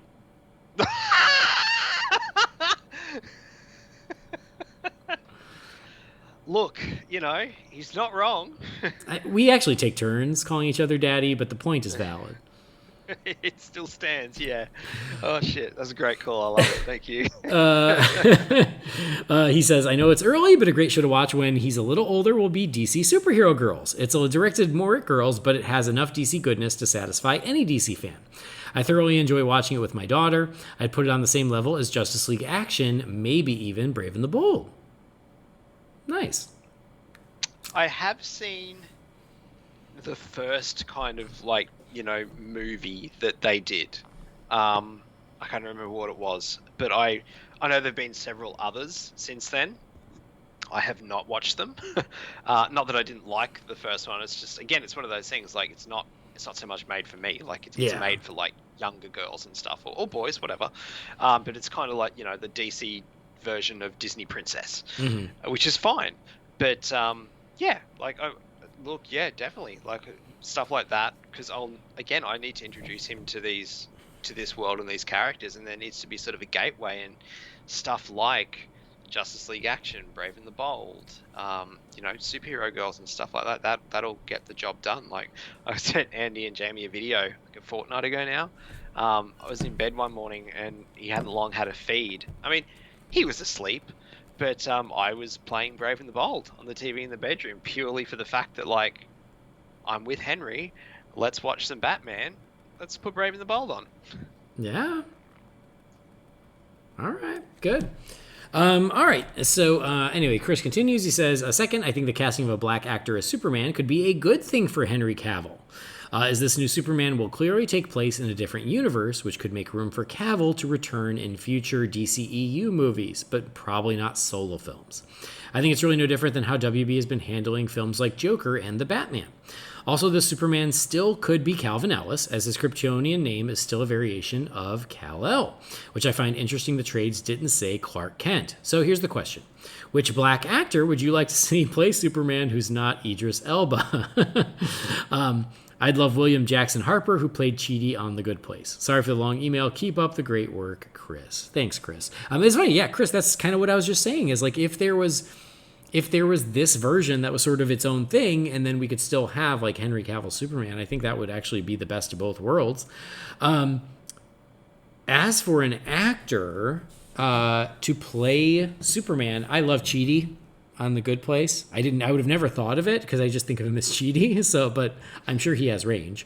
But that's a fun choice that I wouldn't have thought of. But any other thoughts, Brendan? I'm terrible at these off-the-cuff casting things. I know we always have to think about it. And I mean, look, it's one of those things. Just because of all the talk and the hype, like 12 months ago, or whatever. Like, my mind goes to Michael B. Jordan, but like, I know he's not the only black actor working at the moment. I know. And it's one of those things. Like, I just can't get him out of my head Mm-hmm. because of all the talk and the fan art and him saying he wanted to do it, but now he's saying he doesn't want to do it. So, yeah, man, I don't know. I would like it to be maybe some up and comer that we don't really know about yet, kind of like Henry was at the time when he was cast, even though he'd been in stuff. You know what I mean? Sort of wasn't the household name yet. But there's a lot of talent out there, so Yeah. just hope they choose the right person. I've got the answer, by the way. Lawrence Fishburne. Yes. Well, he'll be busy playing Raz. Oh, shit. We can't have the same Roz and Superman. We can't. No. No, I feel how you feel is I need time to think about it. And because we saw fan art of Michael B. Jordan for like 3 years now, it's so hard for me to think of anyone else. Not that there aren't other great people. Oh God, what about oh my God, Daniel from Get Out. Oh, yes. How do you say his last name? Daniel Kaluuya. Daniel Kaluuya. Oh, I can see that. So I'm going with that because I didn't have time to prepare. But also, I'm down with Chidi. I know it'd be a very different take, and he's probably too old for it. The guy who plays Mother's Milk in The Boys. Just because I love him. Oh. So like Superman, by the way, of like Ice Cube or Ice T, I always get it mixed up. Ice Cube. Ice Cube. Yeah, that could be fun. All right, moving on. Next message is from Mark Bickford. It says, "Hey guys, Andy. First of all, good luck with the park opening and the move home. Do you have a place to live worked out? I'm assuming you didn't keep your old place in Burbank. Second, congratulations to Jess, Henry, and little Brendan. I can only hope that Jamie is here to hear me ask where I should send Tom Brady and Gronk t-shirts." Well, he's not, and we don't know what that means. Well, Tom Brady, I know, because I know who that is. Yeah, he's the cheating football player that Jamie loves. I don't know. He's the only NFL player I know. I don't know Gronk because I thought it was going to be Kronk from New Emperor's New Groove, which would have been better. But anyway, quick things. First, you talked about your old memorabilia before. I actually had one of these as a kid. Now I need to figure out how to rip and clean up the audio so I can use it as an alarm tone. Oh, he sent me a link. I now got to click the link to see what he sent me. This is great. This is great for radio. Oh, okay. It's a vintage Batman and Robin talking alarm clock. That is awesome. As in, like the movie Batman and Robin? No, it's from the 70s. So it's just very geez, vintage. Okay. Yeah. Second, regarding Pierce Brosnan as Dr. Fate, I think regardless of him being Irish, he's perfect, especially if your Kent Nelson is the kind of British archaeologist who comes to your country and takes your Elgin marbles and Helm of Naboo back to the British Museum without so much as a by your leave. What do you think of that take? That sounds like a very British thing that I don't understand either. Oh, God. It says, finally, are there any bridges left anywhere that Zack Snyder hasn't burned during the Army of the Dead promo tour?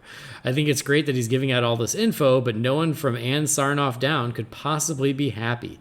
If we as fans are trained in some bizarre war of Johns and Snyder, which I think sucks because I love all of it, and I think you guys do too, I think it's obvious who won. Have a great week, Mark.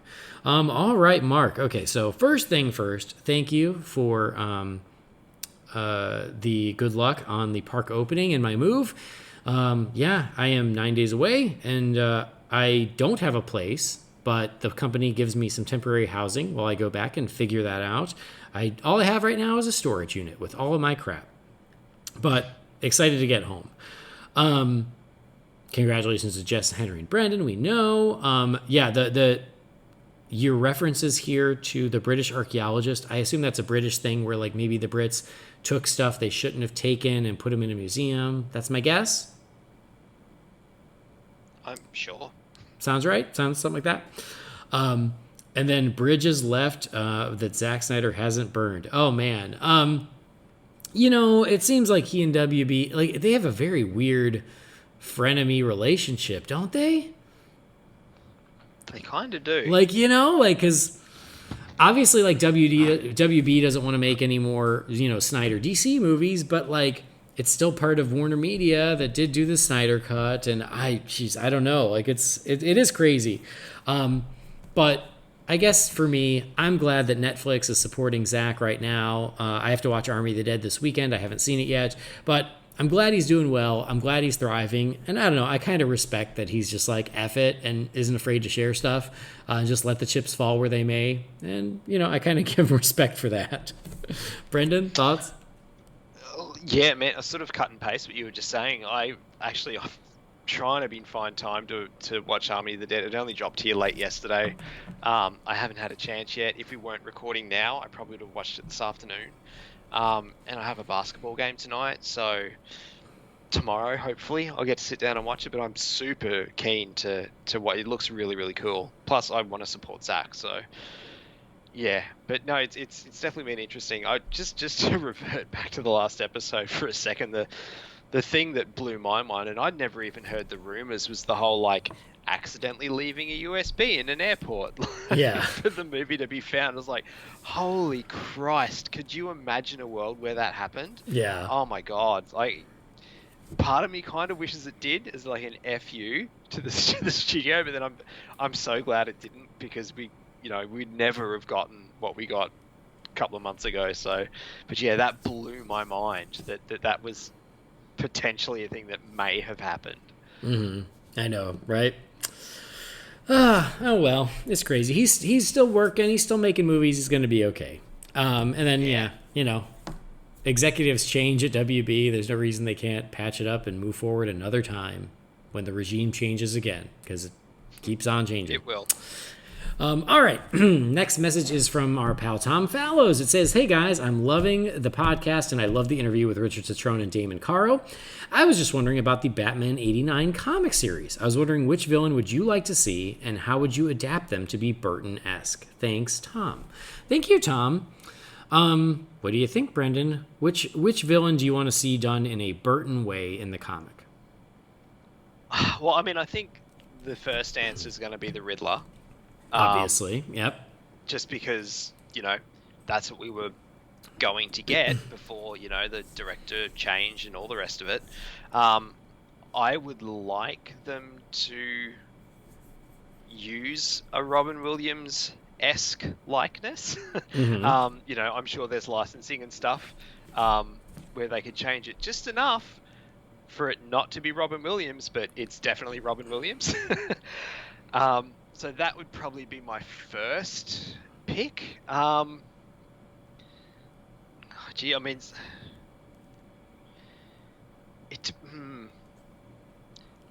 I kind of want to say Harley. Yeah, totally. But I don't know how you would do that.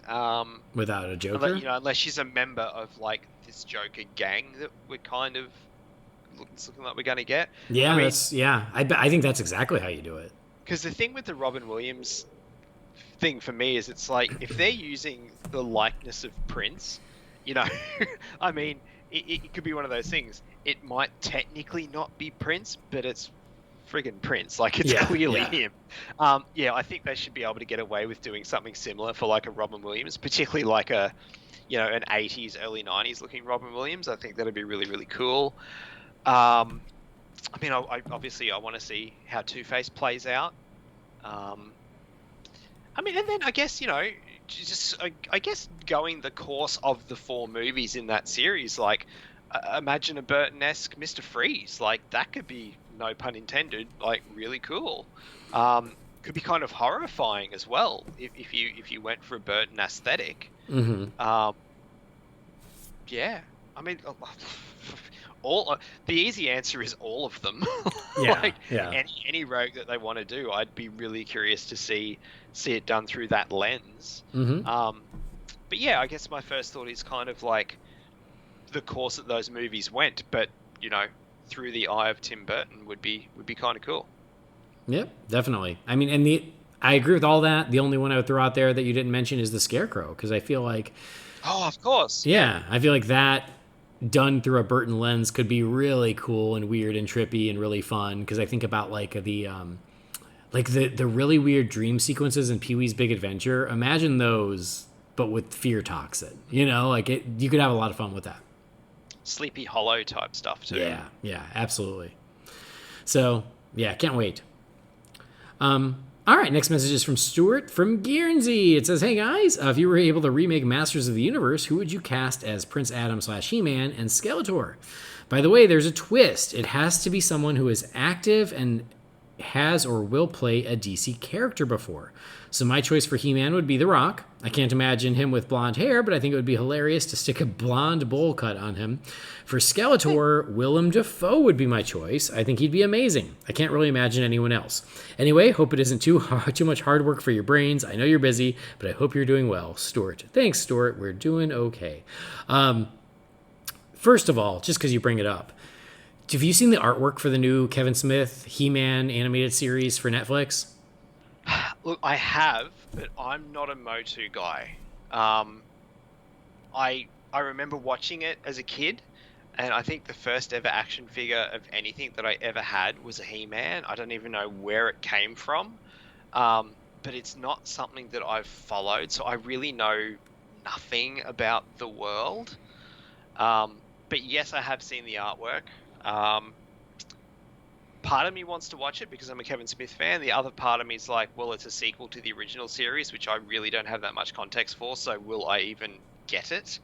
But I know you're a He-Man guy, so yeah, it looks much more your it looks ballpark awesome. than is mine. Yeah, the fact that there are 2 new He-Man shows coming out is great. That's the one I'm more excited for because that is the more traditional, old school one in the same style, and the artwork looks beautiful. The other one, it's a little more stylized. It seems a little more kid-focused. I'll still check it out because it's He-Man, but I think I'm excited for both. But a fun question about who could play He-Man and Skeletor from the current stable of DC actors. So is this meaning like from like the DC EU or just actors who are currently working? It just says DC character. It just says DC character. So I think it's all fair game. Okay. I mean, I guess the easy answer for He-Man be... Oh, see, I'm sort of second-guessing myself now. See, Skeletor, I was thinking something like a Cillian Murphy, or Killian Murphy, however you want to... Oh, yeah, that'd be good. I want to say it, but... Look, I'm going to go with my original thought for He-Man, I guess Jason Momoa. Yeah, I know. I thought the same thing. It's right there. It's obvious. Yeah. But I would kind of go the route where it's Ezra Miller as Prince Adam, and he transforms into Jason Momoa as He-Man. Oh, that'd be cool. That was something that was sort of added to the mythology later, where Prince Adam like literally transforms, almost like Shazam, but not quite as drastic. Yeah. Because way back when Prince Adam and He-Man look exactly like he doesn't even wear a pair of glasses. He just looks exactly alike. He just wears a different color. So like that was something they added later where Prince Adam was younger and skinnier and he becomes He-Man, and I always thought that was a really clever way to do it. So I would do it that way. So that's what I feel like Jason Momoa is still the answer for He-Man. My other thought was Chris Pine, but he would have to spend a lot more time in the gym. Yeah. And then Skeletor, Willem Dafoe is too perfect of an answer, Stuart. Like, honestly, that's perfect. That is pretty good, yeah. Yeah, like, I don't think you can beat that. But if I'm got to pick someone different... Oh, man, let me think. Just give me a minute. Ewan McGregor?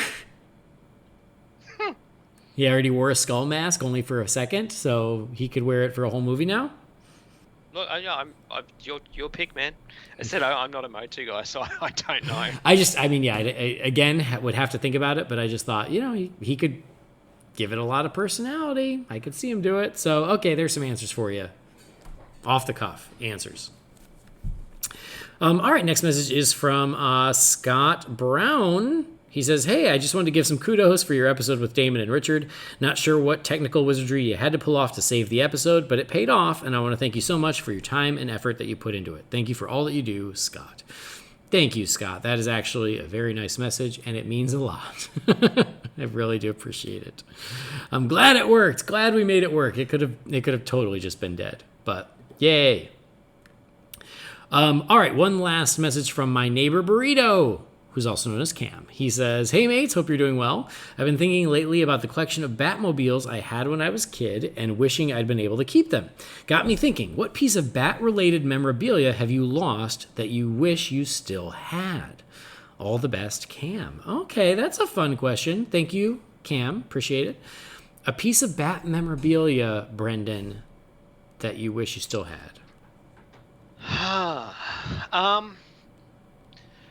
I think what helps is the fact that I kind of kept virtually all my stuff.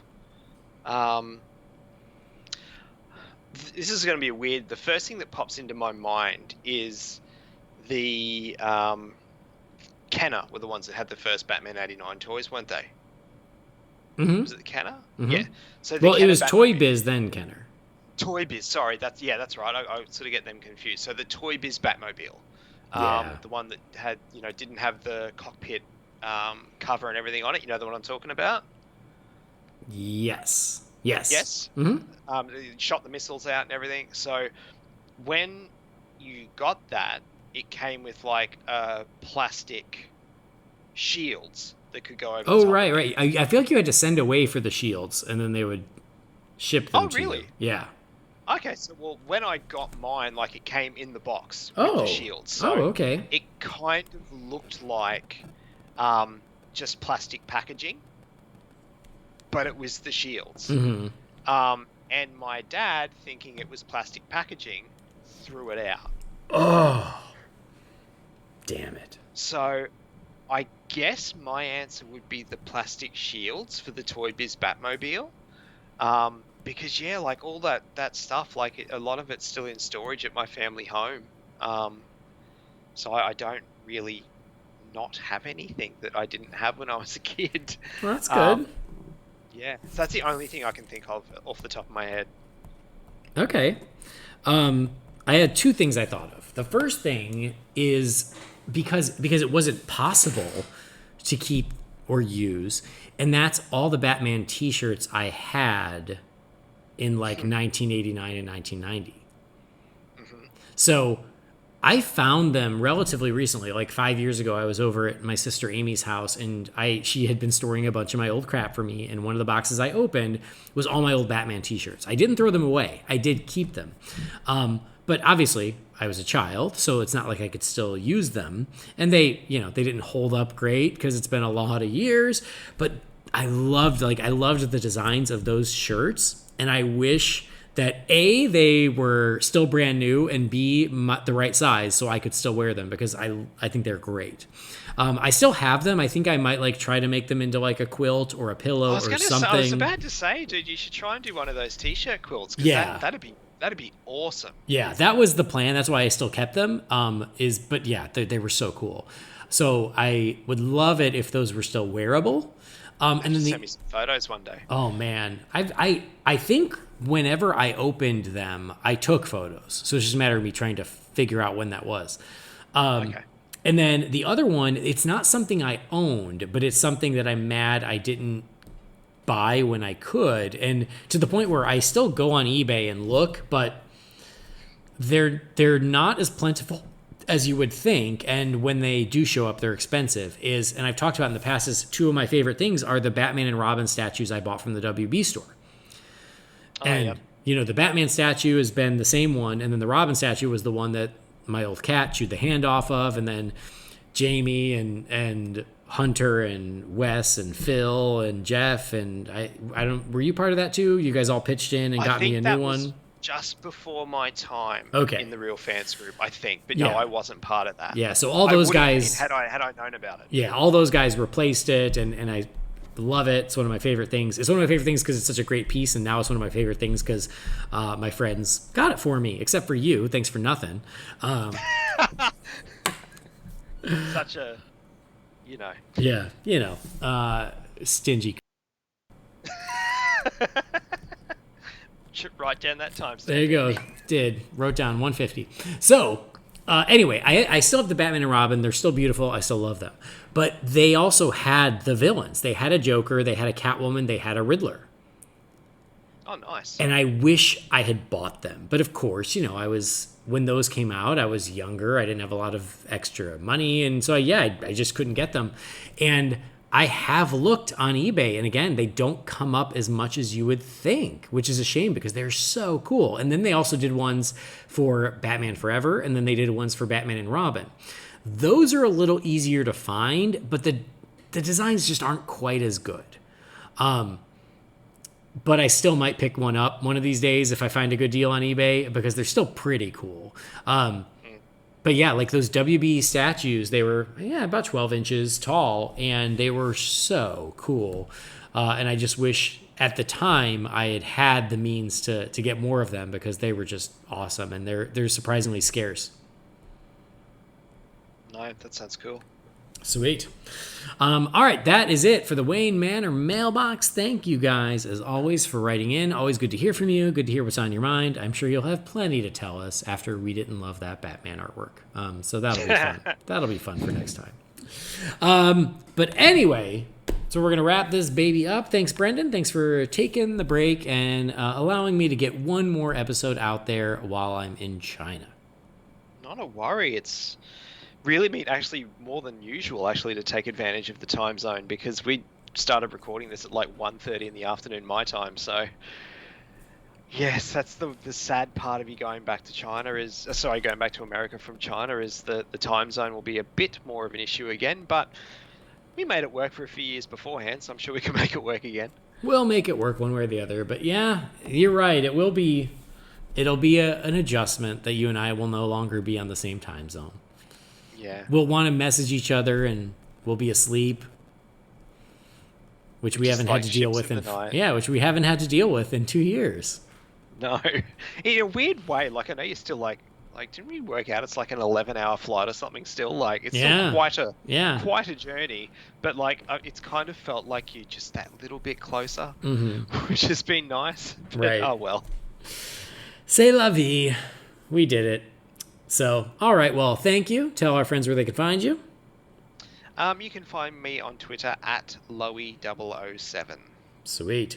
Thank you, Brendan, and thank you, everybody out there, for downloading the show. Thanks for joining us. And again, please be patient. It's going to be a couple weeks before I get another one of these out there. But once I'm back in the States and somewhat settled in and figured everything out, my mic, I didn't even put it in my shipment. I'm bringing it home in my suitcase, so that way I will have my mic ready to go as soon as I get home. So it shouldn't be too long, but I do appreciate your guys' patience while I take a little break in order to get back. Please do, though, go check out some of your old favorite episodes. Do that in the meantime. But make sure you do subscribe wherever you get your podcasts so you never miss an episode, and please rate and review us on Apple Podcasts. Visit holybatcast.com and find Holy BatCast on Facebook, Twitter, Instagram, and YouTube.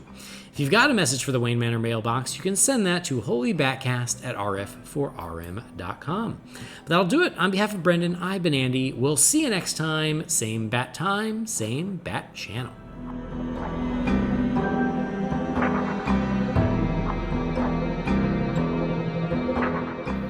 Holy BatCast is not affiliated with Warner Brothers or DC Entertainment. The views and opinions shared by the participants are theirs and theirs alone and do not represent the companies or organizations they happen to work for.